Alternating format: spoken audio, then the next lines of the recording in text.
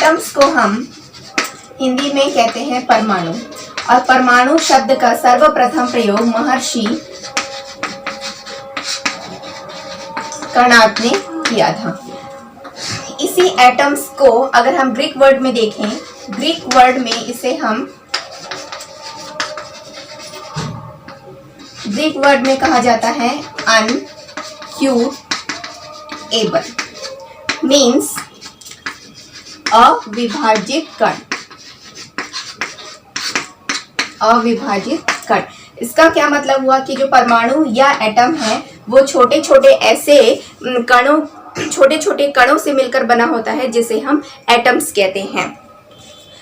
आगे चल के 1804 में जॉन डाल्टन ने भी एक सिद्धांत दिया जिसे हम कहते हैं परमाणु सिद्धांत। इस सिद्धांत के अनुसार भी परमाणु हम किसे कहते हैं?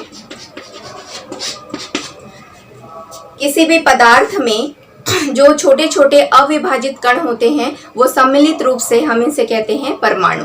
तो इस प्रकार से हमने देखा कि परमाणु जो है वो अविभाज्य कण है और वो छोटे छोटे स्मॉल पार्टिकल से मिलकर बना होता है। बट 21 सेंचुरी में हम उसी छोटे छोटे पार्टिकल्स को क्या कहते हैं? फंडामेंटल पार्टिकल्स कहते हैं। और ये जो फंडामेंटल पार्टिकल्स हैं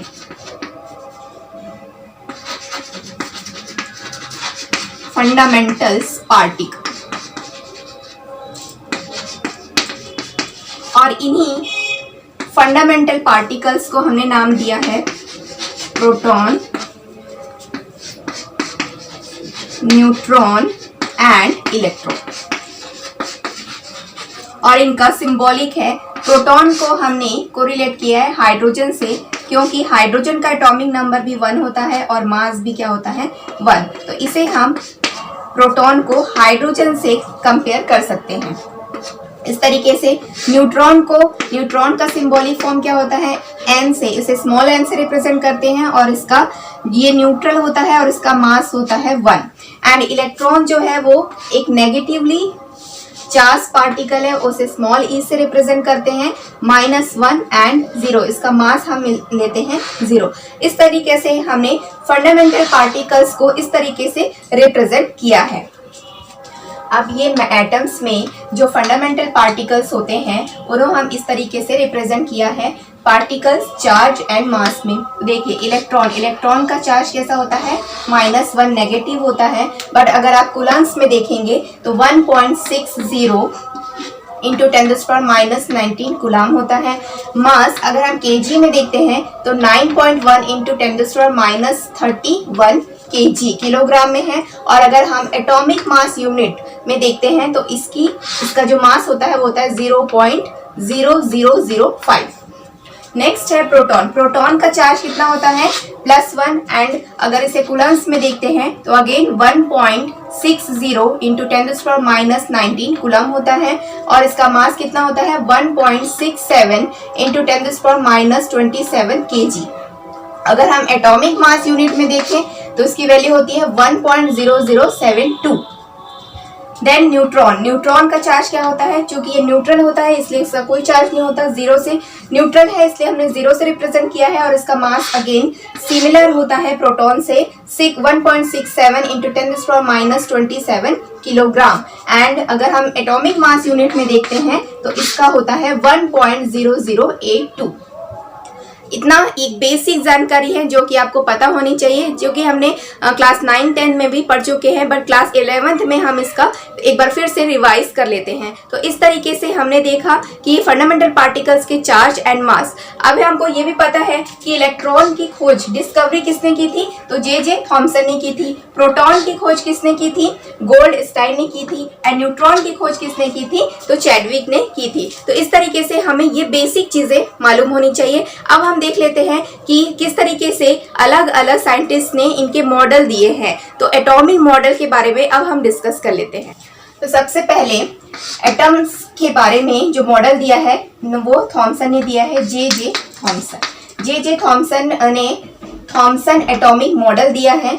कब दिया था? 1898 में। तो ये है जे थॉमसन ने दिया था 1898 में। इन्होंने जो एटम्स हैं, एटम्स को इन्होंने कोरिलेट किया, कंपेयर किया था वाटरमेलन से।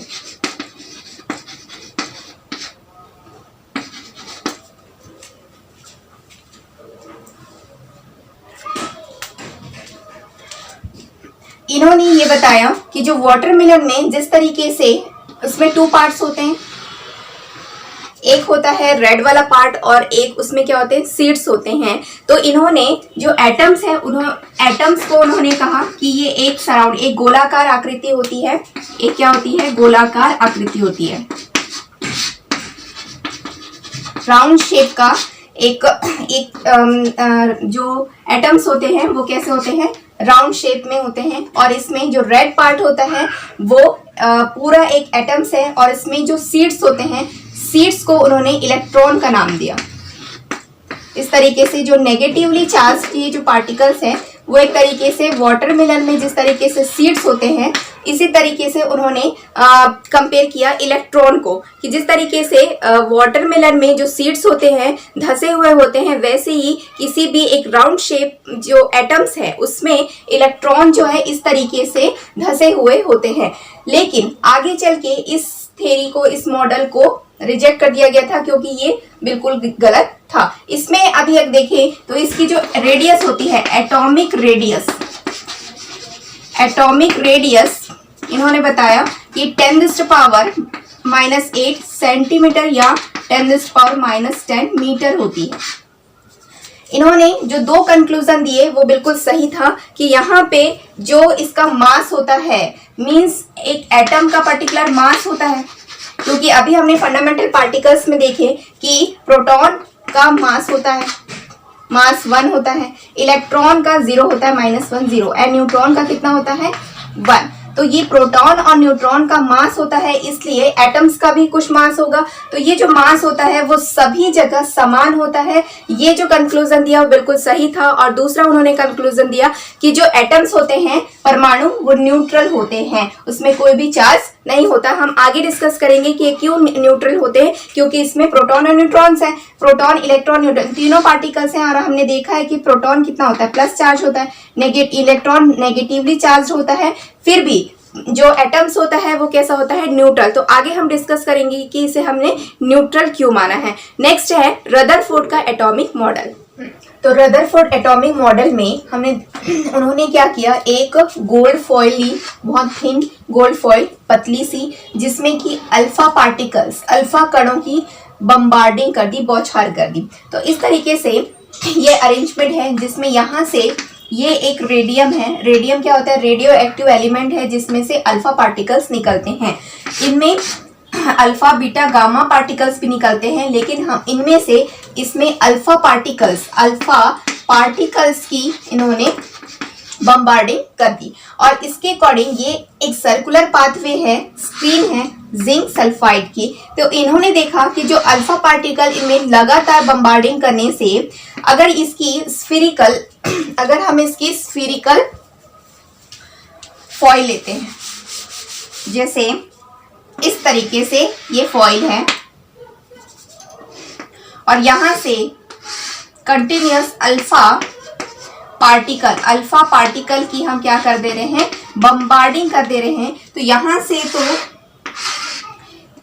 इजीली निकल जाते थे इस तरीके से, बट इनके ये सेंट्रल एटम, यहाँ से ये जो पार्टिकल्स हैं, इनकी रेज ये रिफ्लेक्ट होके एक पर्टिकुलर एंगल में ये यहीं से रिफ्लेक्ट हो जाती थी। तो इससे ये कंक्लूजन निकला कि ये वाला जो पार्ट है, ये वाला पार्ट जो है वो खोखला है, और ये जो सेंट्रल एटम है ये खोखला नहीं है। इन्होंने 2 चीजें निकाली। इनका कंक्लूजन यही था कि यहाँ से ये पार्टिकल, यहाँ से ये जो रेज है अल्फा पार्टिकल की जो अल्फा रेज है वो इजीली यहाँ से निकल जाते हैं, बट ये सेंट्रल से नहीं निकल पाते। इसका रीजन क्या हो सकता है? तो आगे उन्होंने और स्टडी किया। तो जो अल्फा पार्टिकल्स हैं वो एक पॉजिटिव पार्टिकल्स होती हैं, जिसे हमने रिलेट कर दिया है हीलियम से। क्यों? क्योंकि यहाँ पे हम रेडियो एक्टिव एलिमेंट्स की स्टडी जब हम करेंगे, रेडियो एक्टिविटी एक चैप्टर है उसमें, तो हम देखेंगे कि जो अल्फा पार्टिकल्स है वो अगर किसी भी रेडियो एक्टिव एलिमेंट से निकलता है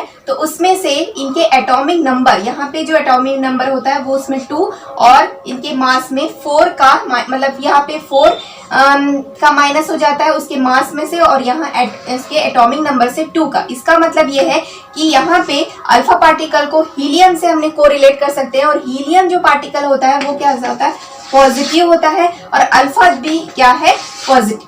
अब इन्होंने ये दिया कि ये जो पार्ट है, मतलब न्यूक्लियस वाला जो पार्ट है, ये सेंट्रल जो पार्ट है उसे हमने क्या नाम दिया, न्यूक्लियस।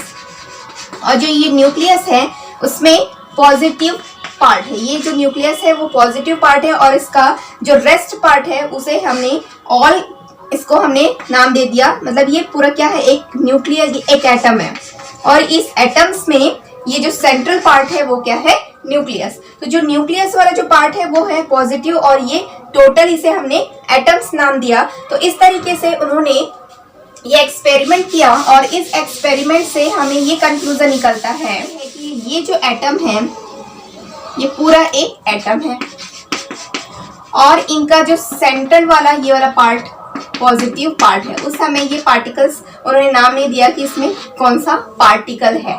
तो ये है न्यूक्लियस, और ये जो न्यूक्लियस है वो इस एटम का बहुत स्मॉल या बहुत छोटा सा पार्ट होता है। ये जो एटम है इसकी जो साइज है वो है 10⁻⁻10 मीटर, और इस न्यूक्लियस का है 10⁻⁻15 मीटर।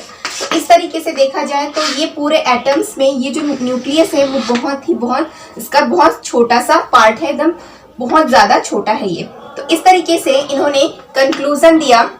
इन्होंने 2 पार्ट बताए, किसी भी एटम्स में, किसी भी एलिमेंट के जो एटम्स होते हैं वो सभी में सेम ही होते हैं, इक्वली, और इसका जो पूरा एक पार्ट है वो क्या है, एटम, और इसका जो सेंट्रल पार्ट है वो क्या है, न्यूक्लियस। तो इस तरीके से जो रदरफोर्ड ने जो मॉडल दिया है वो काफ़ी हद तक सक्सेसफुल रहा, और हमें बहुत सारी इनमें जानकारियाँ मिली कि इसमें जो न्यूक्लियस है वो पॉजिटिव पार्ट है, इसका जो रेडियस होता है वो इतना होता है 10⁻⁻15 मीटर, इसका जो साइज है एटम्स की वो है 10⁻⁻10 मीटर।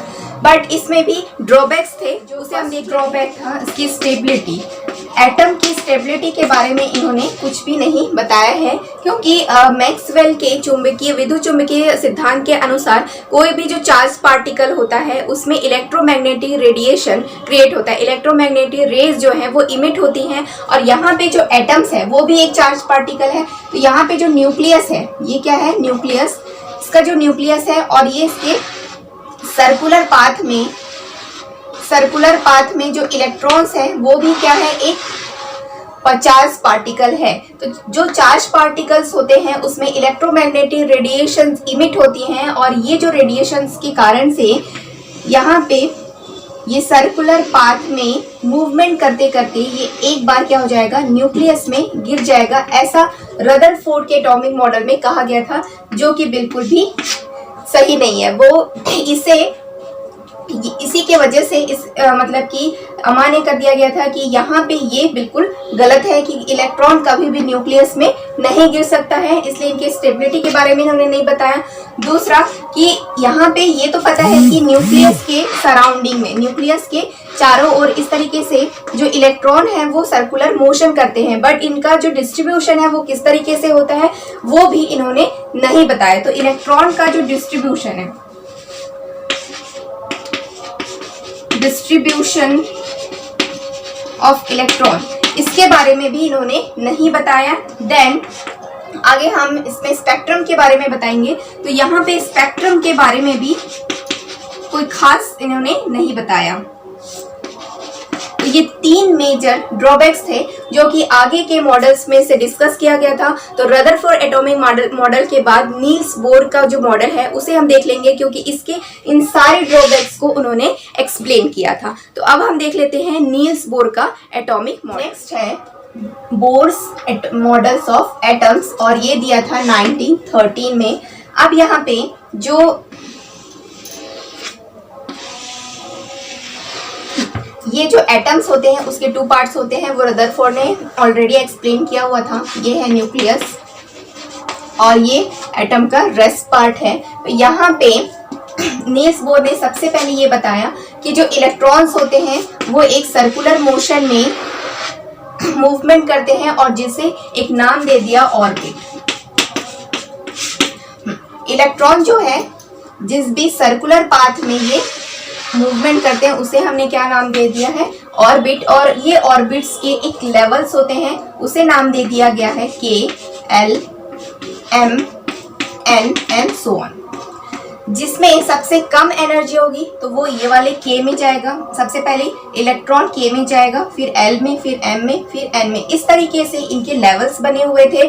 अब यहाँ पे जो हमने फंडामेंटल पार्टिकल्स के बारे में बताया था, तो यहाँ पे अगर हम देखें तो रदरफोर्ड ने क्या बताया था कि न्यूक्लियस में क्या होता है, पॉजिटिव पार्ट होता है। और हमने पहले से देख चुके हैं कि जो प्रोटॉन होता है उसका क्या होता है, पॉजिटिवली मतलब चार्ज पार्टिकल है। तो यहाँ पे प्रोटॉन्स होते हैं और न्यूट्रॉन्स एन, न्यूट्रॉन जो कि न्यूट्रल है, तो यहाँ पे एन। प्रोटॉन और न्यूट्रॉन जो है वो न्यूक्लियस में होते हैं और सर्कुलर पाथ में इलेक्ट्रॉन जो है वो मूवमेंट करते हैं एक पर्टिकुलर लेवल्स में। और ये जो लेवल्स हैं वो इस तरीके से हैं, जिन्हें हमें ऑर्बिट नाम दिया है, के, एल, एम, एन। अब यहाँ पे इलेक्ट्रॉन जो है अगर इस लेवल में है, ये के है, K, L, M, N, N. इस तरीके से ये जो लेवल्स बने हुए हैं, यहाँ पे अगर ये इलेक्ट्रॉन है, इन सब में जो इलेक्ट्रॉन्स हैं उनकी एक फिक्स्ड एनर्जी होती है और इसलिए इसे स्टेशनरी एनर्जी ऑर्बिटल्स या स्टेशनरी एनर्जी फेस कहा जाता है। इनकी एनर्जी का ना तो वो क्षय होगी, मतलब कम होगी, ना तो उसमें मतलब कि बढ़ेगी, ना वो घटेगी। अगर यहाँ पे ये वाला जो इलेक्ट्रॉन है, मतलब के लेवल में, के ऑर्बिट का इलेक्ट्रॉन अगर एल में जाना चाहता है तो उसके लिए हम क्या करेंगे, उसे जब हम एनर्जी देंगे तब वो नेक्स्ट वाले लेवल पे जाएगा। इस तरीके से एक लेवल्स बनाए गए हैं जो कि एनर्जी के ऑर्डर में है, एनर्जी के बढ़ते क्रम में, इंक्रीजिंग ऑर्डर में इस तरीके से हमने सेट किया हुआ है। अगर यहाँ पे दो लेवल के बीच का हमें डिफरेंस निकालना है तो अगर हम निकालते हैं डेल ई, क्योंकि ये है E1 और यहाँ पे E2, इस तरीके से, तो इनका डिफरेंस क्या होगा, E2 माइनस E1। तो हमें डेल एनर्जी, इनके बीच का जो डिफरेंस है वो पता चल जाता है। अगर उल्टा करें, अगर यहाँ पे L लेवल में अगर इलेक्ट्रॉन है, थोड़ा दूर दूर, ये है, अब यहाँ से देखते हैं, ये है लास्ट वाले ऑर्बिट का इलेक्ट्रॉन। अगर इस ऑर्बिटल के इलेक्ट्रॉन को m में जाना है, n वाले ऑर्बिटल्स में जितने इलेक्ट्रॉन है, अगर उसे m में जाना है तो इलेक्ट्रॉन क्या हो जाएगा, इलेक्ट्रॉन की एनर्जी को वो क्या करेगा, मतलब यहाँ पे तो इलेक्ट्रॉन को एनर्जी देनी पड़ेगी और यहाँ पे वो लॉस कर देगा, इलेक्ट्रॉन अपनी एनर्जी लॉस करेगा तो वो अपने पहले वाले स्टेट में आ जाएगा। ये तो सही है, लेकिन यहाँ पे हमें एक्स्ट्रा इलेक्ट्रॉन देना पड़ता है, ये सॉरी एनर्जी देना पड़ता है, उसे हम क्या बोलते हैं, एक्साइटेड स्टेट। अब यहाँ पे चूंकि ये एनर्जी का लेवल है तो इसमें क्या होते हैं, एक एंगुलर मोमेंटम भी क्रिएट होता है। एंगुलर मोमेंटम क्या होता है, mvr is equal to NH/2π। इस तरीके से इसे रिप्रेजेंट किया गया है। और इसमें मैक्सवेल के जो इलेक्ट्रोमैग्नेटिक रेडिएशंस में भी एंगुलर मोमेंटम लेते हैं, जैसे कि ये है मास, ये है वेलोसिटी, ये है रेडियस, एटम की रेडियस, यहाँ पे n। अब ये जो n है वही यहाँ पे KLM है, n is equal to KLMN। अगर यहाँ पे एनर्जी की वैल्यू 1 है तो K होगा, 2 है तो L, 3 है तो M, 4 है तो N। इस तरीके से हम आगे और देखेंगे, क्वांटम नंबर्स में से और डिस्कस करेंगे, क्योंकि ये जो एनर्जी लेवल्स है उसे क्वांटनाइज भी कहा जाता है यहाँ पे। और ये जो लेवल मतलब कि ये एंगुलर जो मोमेंटम है उसका NH/2π। तो यहाँ पे H क्या है, प्लांक कांस्टेंट है। तो यहाँ पे हम क्या निकाल सकते हैं, इनकी एनर्जी का डिफरेंस निकाल सकते हैं। और इसमें जो पर्टिकुलर स्पेक्ट्रम जो है वो भी होते हैं, इसमें 2 टाइप के स्पेक्ट्रम्स होते हैं जो हम आगे डिस्कस करेंगे। तो नील बोर्स में, या नील बोर जो एटॉमिक मॉडल दिया था, नील्स बोर, इनका पूरा नाम क्या है, नील्स बोर, जो कि 1930 में जो मॉडल दिया गया था, तो इन्होंने ऑर्बिट के बारे में बताया। अब यहाँ पे जो क्वांटम, इसके आगे मैं कंटिन्यू करूंगी क्वांटम नंबर, जिसमें आपको और अच्छे से समझ में आ जाएगा कि ऑर्बिट के अंदर ऑर्बिटल्स होते हैं और फिर इसमें किस तरीके से इलेक्ट्रॉन का डिस्ट्रीब्यूशन किया जाता है। तो अब हम देख लेते हैं क्वांटम नंबर। इसका डेफिनेशन क्या है, क्वांटम नंबर में be defined as a set of 4 members which give complete information about the electron in an atom, that is energy, orbital occupied, size, shape and orientation of that orbital and the direction of the electron spin. इसका मतलब क्या है कि जो quantum numbers होते हैं वो किसी भी एटम्स के size, shape, orientation and direction को एक्सप्लेन करते हैं। और मेनली मुख्य रूप से जो क्वांटम नंबर्स होते हैं वो 4 टाइप्स के होते हैं। तो पहला है प्रिंसिपल क्वांटम नंबर, दूसरा है एज़ोमुथल क्वांटम नंबर, तीसरा है मैग्नेटिक क्वांटम नंबर और चौथा है स्पिन क्वांटम नंबर। तो हम देख लेते हैं, लिया था principal quantum number, principal quantum number. इसे हम स्मॉल n से रिप्रेजेंट करते हैं। स्मॉल n की जो वैल्यू होती है वो 1 से स्टार्ट होती है, 1 2 3 4 एंड सो ऑन। n की वैल्यू कभी भी 0 नहीं होती है। ये किसी भी एटम्स के साइज को रिप्रेजेंट करता है, साइज को रिप्रेजेंट करता है। इसमें जो फॉर्मूला हम लेते हैं, इसमें जो इलेक्ट्रॉन्स है वो किस तरीके से फील होते हैं, 2n² के फॉर्म में। कैसे, अगर हम n की वैल्यू 1 लेते हैं तो इसके अकॉर्डिंग 2 × 1 का स्क्वायर मीन्स यहाँ पे 2 इलेक्ट्रॉन्स हैं। तो ये k कौन से ऑर्बिट में जाएगा, ये k ऑर्बिट्स में जाएगा। क्योंकि अभी हमने देखा था कि जो नील्स बोर के एटॉमिक मॉडल के अकॉर्डिंग यहाँ पे प्रोटॉन और न्यूट्रॉन्स हैं जिसमें कि लेवल्स बने हुए हैं k, l, m, n इस तरीके से। तो अगर 2 इलेक्ट्रॉन्स है, ये नंबर ऑफ इलेक्ट्रॉन्स है, 2 इलेक्ट्रॉन्स है तो k ऑर्बिट्स में जाएगा। n = 2 है तो 2 × 2 का स्क्वायर मीन्स यहाँ पे आएगा 8 अगर इलेक्ट्रॉन्स है तो वो l ऑर्बिट्स में जाएगा। n = 3 2 × 3 का स्क्वायर ये हो जाएगा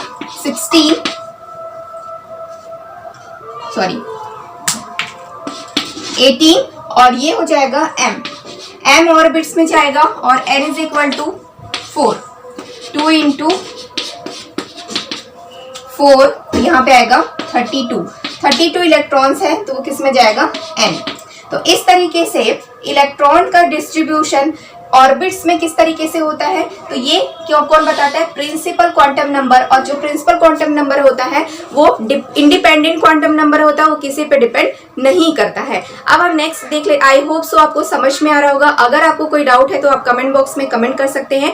प्रिंसिपल क्वांटम नंबर क्या बताता है, ये किसी भी एटम्स के साइज को रिप्रेजेंट करता है। इसमें जो फॉर्मूला हमने लिया, मतलब ये इलेक्ट्रॉन का डिस्ट्रीब्यूशन किस तरीके से होगा, इसके लिए ये वाले फॉर्मूला हम रिप्रेजेंट करते हैं। n की वैल्यू 1 2 3 4 इस तरीके से हम लेते हैं। n की वैल्यू कभी भी 0 नहीं लेते हैं। और ये है नंबर ऑफ ऑर्बिट्स, ये हम देख सकते हैं, ये इलेक्ट्रॉन्स के लेवल्स हैं। यहाँ पे जैसे जैसे नंबर ऑफ इलेक्ट्रॉन्स बढ़ते जाएंगे ये लेवल्स भी बढ़ते जाएंगे, मींस ऑर्बिट्स बढ़ते जाएंगे। और अगर ऑर्बिट्स बढ़ेंगे तो ऑब्वियसली साइज जो है वो बढ़ जाएगा। जब हम चारों क्वांटम नंबर्स को एक्सप्लेन कर लेंगे तब हम एग्जाम्पल से समझेंगे कि ये किस तरीके से होता है। अब हम देख लेते हैं एज़ोमुथल क्वांटम नंबर। नेक्स्ट है एज़ोमुथल क्वांटम नंबर। इसे हम स्मॉल l से रिप्रेजेंट करते हैं और स्मॉल l की वैल्यू जो है वो n पे डिपेंड करती है। n क्या था, प्रिंसिपल क्वांटम नंबर, मींस ये डिपेंडेंट होता है। डिपेंडेंट किसमें होता है, प्रिंसिपल क्वांटम नंबर पे। और ये किसी भी एटम्स की शेप को रिप्रेजेंट करती है। शेप को कैसे रिप्रेजेंट करेगी, जैसे कि यहाँ पे एक सबसे पहले ये किस पे डिपेंड करता है, तो प्रिंसिपल क्वांटम नंबर पे डिपेंडेंट है। ये एटम्स के शेप को रिप्रेजेंट करता है। किस तरीके से देखेंगे, देखिए अगर n की वैल्यू 1 है तो l की वैल्यू क्या होगी, यहाँ पे सबसे पहले n की वैल्यूज फिर l की वैल्यूज हम देखते हैं। अब यहाँ पे शेप जो है, शेप हम कैसे रिप्रेजेंट करेंगे, यहाँ पे देखेंगे कि जो प्रिंसिपल क्वांटम नंबर होता है वो ऑर्बिट्स मतलब k l m n को रिप्रेजेंट किया था हमने ऑर्बिट्स में। ये है ऑर्बिट्स। अब इसके अंदर जो है ऑर्बिटल्स होते हैं, इसके अंदर ऑर्बिटल्स या सब सेल्स, इसे शेल्स भी कहते हैं और इसे सब शेल्स कहते हैं। सब शेल्स हो या ऑर्बिटल्स, शेल है तो ऑर्बिट्स। इन शेल्स में जो सब शेल्स होते हैं वो होते हैं S P D F। तो इसमें इलेक्ट्रॉन का डिस्ट्रीब्यूशन किस तरीके से होता है वो हमें देखना है। तो इसके लिए तो सबसे पहले इसमें कौन सा फॉर्मूला यूज करते हैं, प्रिंसिपल क्वांटम नंबर में 2n² फॉर्मूला यूज करते हैं। एजिमुथल क्वांटम नंबर में n-1, l is equal to n-1 ये फॉर्मूला यूज करते हैं। तो देख लेते हैं, अगर ये यहाँ पे n है, यहाँ पे l है, और अब ऑर्बिटल्स, अब हम ऑर्बिट्स नहीं लेंगे, अब हम ऑर्बिटल्स लेंगे, और ये ऑर्बिटल से डिपेंड करता है, इसके शेप को रिप्रेजेंट करता है। यहाँ पे अगर n की वैल्यू 1 है तो l की वैल्यू इसके अकॉर्डिंग क्या हो जाएगी, n-1, तो इसकी वैल्यू हो जाएगी 0, क्योंकि यहाँ पे भी 1 आएगा, 1 - 1 0। अगर ये 0 है तो ये s ऑर्बिटल्स में जाएगा, ये है s ऑर्बिटल। नेक्स्ट है n की वैल्यू अगर 2 है तो यहाँ पे 2 - 1 मीन्स 1 हो जाएगा, तो 1 है मीन्स ये p ऑर्बिटल है। अगर ये 3 है तो 3 - 1 मीन्स इसकी वैल्यू 2, और 2 है तो ये हो जाएगा d, और अगर 4 है तो ये होगा 4 - 1, यहाँ आएगा 3, और ये हो जाएगा f।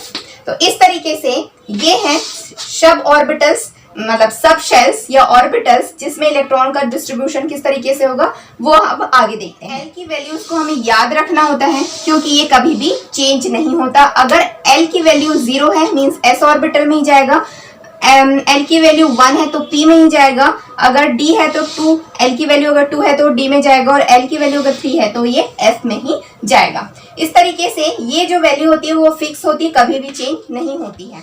नेक्स्ट है magnetic quantum number. Magnetic quantum number, इसे हम स्मॉल m से रिप्रेजेंट करते हैं, और इसके लिए फॉर्मूला है 12 + 1।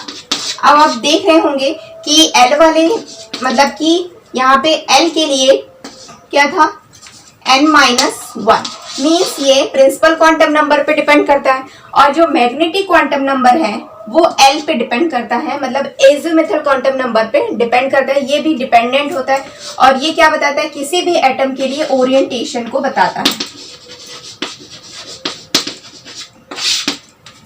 और यहाँ पे स्प्लिटिंग, और यहाँ पे ओरिएंटेशन स्प्लिटिंग को भी बताता है। स्प्लिटिंग कैसे होगा, स्प्लिट, क्योंकि इस जो सब ऑर्बिटल्स हैं, सब शेल्स या ऑर्बिटल्स की स्प्लिटिंग किस तरीके से होती है वो मैग्नेटिक क्वांटम नंबर्स में हमें पता चलता है। तो जैसे कि अगर s ऑर्बिटल है, s ऑर्बिटल को अगर हम मैग्नेटिक फील्ड में रखते हैं तो इसकी कोई भी स्प्लिटिंग नहीं होती है, क्योंकि जो s ऑर्बिटल का जो शेप होता है, शेप मैंने डिस्कस नहीं किया था क्योंकि मेरे को स्प्लिटिंग भी एक्सप्लेन करना था, इसलिए मैं यहाँ पे बता रही हूँ कि इसकी कोई भी स्प्लिटिंग नहीं होती है। क्यों? क्योंकि इसका जो शेप होता है वो होता है स्फीरिकल, और स्फीरिकल के अकॉर्डिंग यहाँ पे कोई एक्सिस नहीं होता है। यहाँ पे हमें पता है कि 3D में 3 एक्सिस होते हैं, x, y एंड z। अगर इसके अकॉर्डिंग हम देखें तो स्फीरिकल की कोई भी एक्सिस नहीं होती है, इसलिए इसकी कोई भी स्प्लिटिंग नहीं होती है।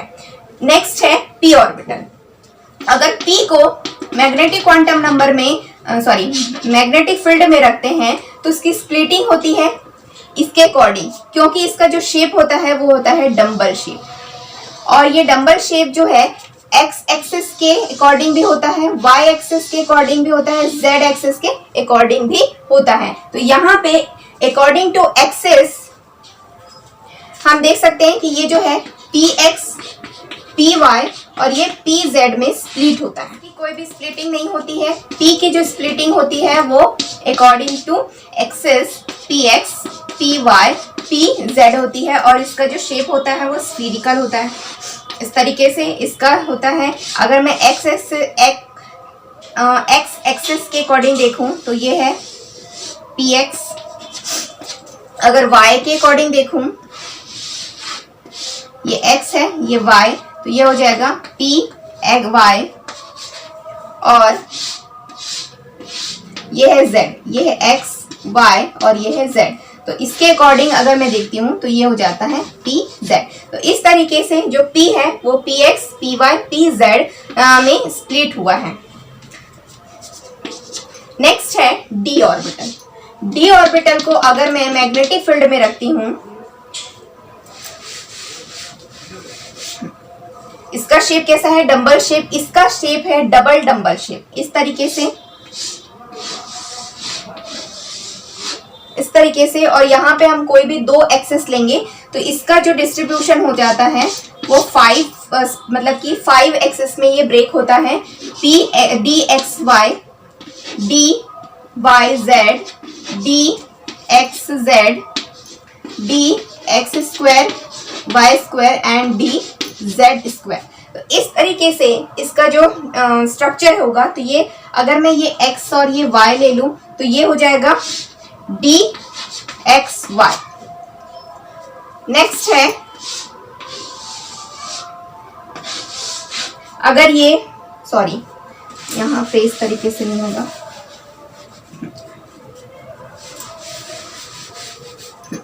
यहाँ पे इसका शेप कैसा होता है, डबल डंबल शेप होता है। तो यहाँ पे अगर मैं x और y एक्सिस लेती हूँ तो ये इसके बीच में इस तरीके से होगा।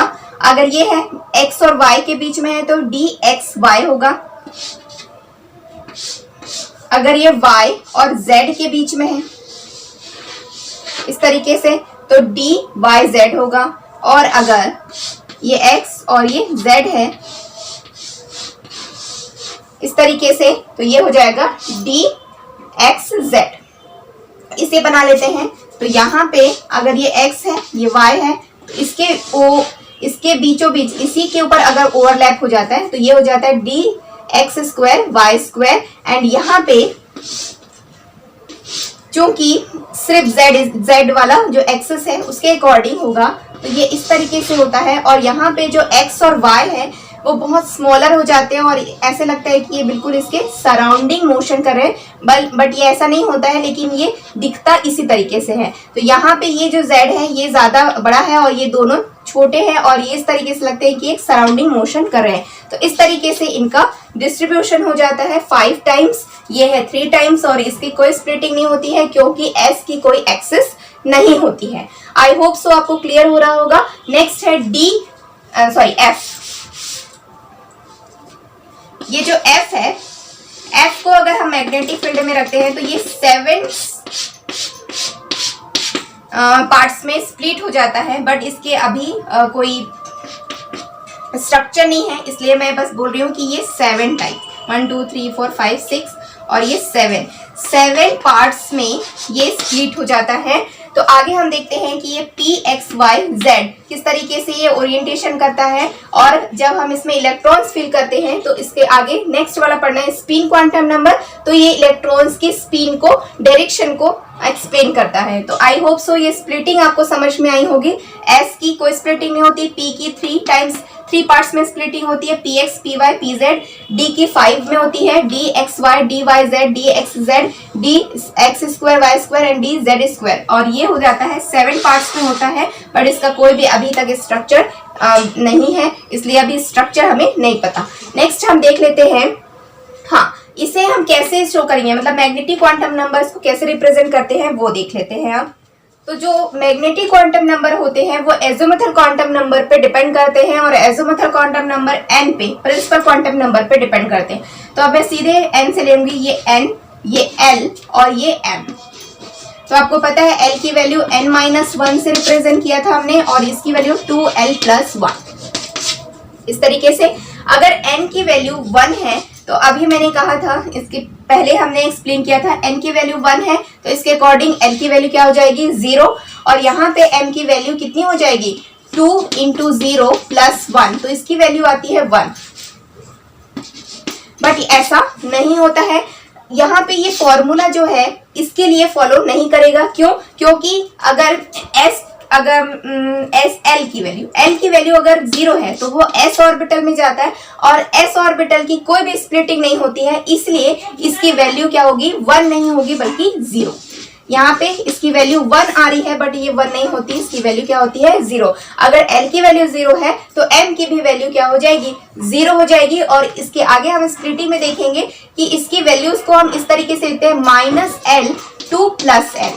ये p में देखेंगे। अब यहाँ पे अगर इसकी वैल्यू 2 है, n की वैल्यू 2 है तो l की वैल्यू कितनी हो जाती है 1। अगर 1 है तो ये p में जाएगा और ये इसके अकॉर्डिंग भी आप देखोगे तो 3 ही आता है। 2 इंटू 1 प्लस 1, तो 2 इंटू 2 1 जा 1 इंटू 2 1 जा 2 प्लस 1 तो 3 आएगा। तो 3 है तो ये px py pz में स्प्लिट हुआ था, तो इसे हम किस तरीके से लिखेंगे, ऐसा है ये, तो -1 0 प्लस 1, इस तरीके से हम इसे रिप्रेजेंट करते हैं। नेक्स्ट है 3, अगर n की वैल्यू 3 है तो l की वैल्यू कितनी हो जाएगी 2, और 2 आता है तो d, और d के लिए हमने बताया था dxy dyz dzx dx square y square and dz square, इस तरीके से। तो यहाँ पे 5 है, 1 2 3 4 5, 1 2 3 4 5, तो यहाँ पे -2 -1 0 +1 +2, जितने इधर जाएगा उतना ही इधर जाएगा। अगर -2 है तो ये +2 में जाके खत्म होगा।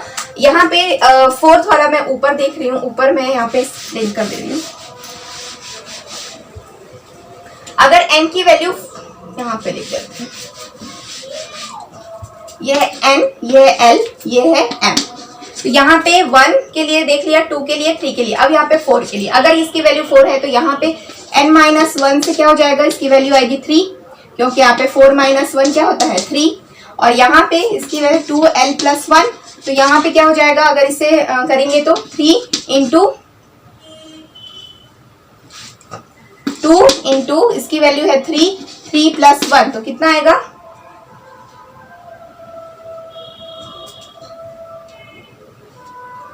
7, और इसकी वैल्यू आएगी 5।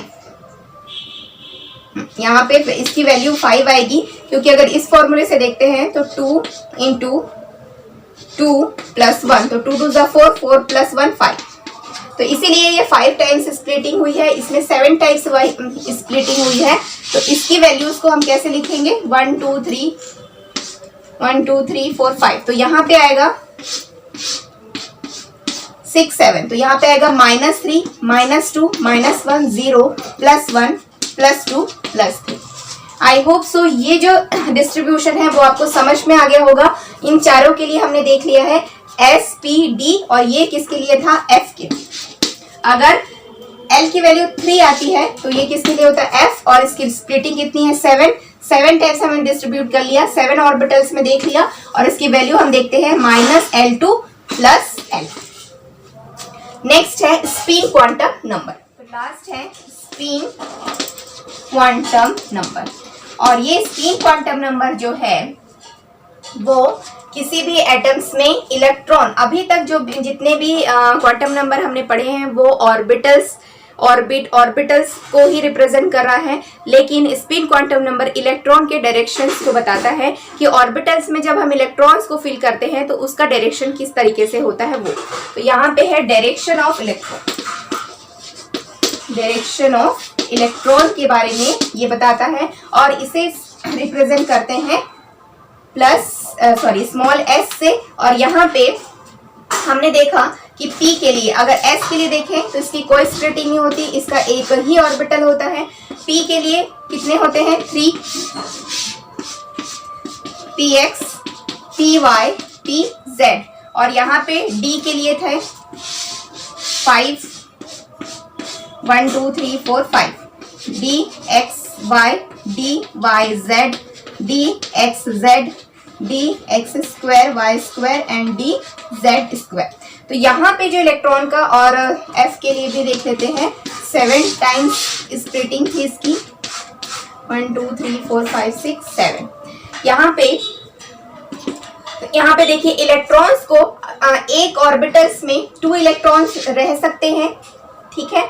अगर हमने यहाँ पे हम आगे इलेक्ट्रॉनिक कॉन्फ़िगरेशन देखेंगे उसमें आपको समझ में आएगा, बट आज मैं बस इतना बता रही हूँ कि एक ही ऑर्बिट्स में मैक्सिमम कितने इलेक्ट्रॉन रह सकते हैं, तो 2 इलेक्ट्रॉन रह सकते हैं। तो यहाँ पे इसका जो डायरेक्शन है वो रिप्रेजेंट करते हैं। अगर ये क्लॉकवाइज डायरेक्शन में है, इस तरीके से हमने ऑर्बिटल्स है जिसमें कि फर्स्ट और ये सेकेंड, तो ये क्लॉकवाइज डायरेक्शन में है, तो क्लॉकवाइज डायरेक्शन में है तो s को हम किस तरीके से लिखेंगे, +½ s is equal two plus half means clockwise direction, तो यहाँ पे हो जाएगा क्लॉकवाइज। और अगर इस ये जो एंटी क्लॉकवाइज है इसके लिए s की वैल्यू होती है माइनस हाफ, और ये क्या हो जाएगा एंटी क्लॉकवाइज। इसका जो इलेक्ट्रॉन को कैसे भरा जाता है वो आगे हम डिस्कस करेंगे, बट यहाँ पे हमें बस ये बताना था इसका डायरेक्शन। तो अगर क्लॉकवाइज है तो प्लस हाफ लिखेंगे, एंटी क्लॉकवाइज है तो माइनस हाफ लिखेंगे। अब हम इन चारों क्वांटम नंबर्स को एक बार समराइज कर लेते हैं और एग्जाम्पल्स के थ्रू कि किस तरीके से क्वांटम नंबर निकाला जाता है वो देख लेते हैं। अब एग्जाम्पल्स में देख लेते हैं, जैसे कि 2p2, 3d5 एंड 4s1। इसमें देख लेते हैं। तो सबसे पहले ये 2 है, तो यहाँ पे जब सामने लिखा रहता है ना वो प्रिंसिपल क्वांटम नंबर होता है, क्योंकि ये किसी पे डिपेंड नहीं करता है, इसे निकाला नहीं जा सकता। तो यहाँ पे n की वैल्यू 2 ये दी हुई है, यहाँ पे p है, तो p किसके लिए था, उल्टा अगर हम देखें l की वैल्यू अगर 1 है तो वो किस में जाता है p, तो अगर p दिया है मतलब क्या आएगा l की वैल्यू कितनी आएगी 1। m की वैल्यू हम इसको निकाल भी सकते हैं, किस फॉर्मूले से निकाला था हमने, n-1 से निकाला था। तो इसकी वैल्यू अगर 2 है तो यहाँ पे क्या आ जाएगा 1। नेक्स्ट है m की वैल्यू के लिए m की वैल्यू हम कैसे निकाले थे 2l+1। तो यहाँ पे n की वैल्यू अगर 1 है तो यहाँ पे 2 × 1+1, और p के लिए हमें पता है कि m की वैल्यू कितनी आती है 3, और 3 आती है तो हम किस तरीके से रिप्रेजेंट करते हैं इसको -1 0 +1। एंड s हमें निकालना है, क्योंकि यहाँ पे कितने इलेक्ट्रॉन दिए हुए हैं, यहाँ पे 2 इलेक्ट्रॉन्स दिए हुए हैं। तो यहाँ पे अगेन मैं देख लेती हूँ इसका जो इलेक्ट्रॉन का डिस्ट्रीब्यूशन किस तरीके से करते हैं वो आगे हम देखेंगे। अभी हम देख लेते हैं कि किस तरीके से भरते हैं। अभी बस मैं भरना सिखा रही हूँ 1 और 2 इस तरीके से हम भरते हैं। इस तरीके से क्यों भरा जा रहा है वो हम आगे डिस्कस करेंगे।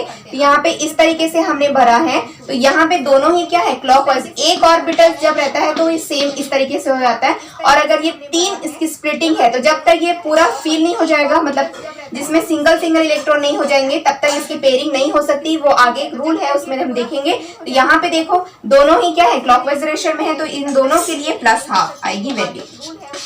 इस तरीके से हम चारों क्वांटम नंबर्स निकालते हैं।